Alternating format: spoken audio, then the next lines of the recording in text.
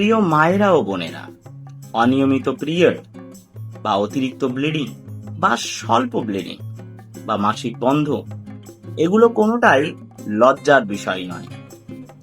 এটা আপনার শরীরের একটি সতর্ক বার্তা। তবে সম্ভবত আপনার পিসিওডি হয়েছে।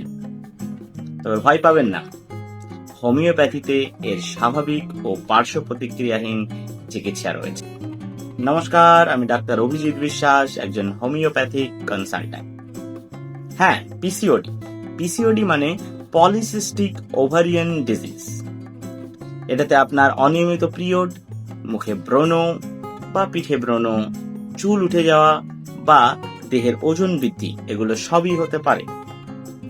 হোমিওপ্যাথিতে এরকম সমস্যার জন্য পালসেটিলা, সিপিয়া, ন্যাট্রামিউর, ল্যাকেসিস বা ক্যালকেরিয়া কাপ খুব দারুণ কাজ করে।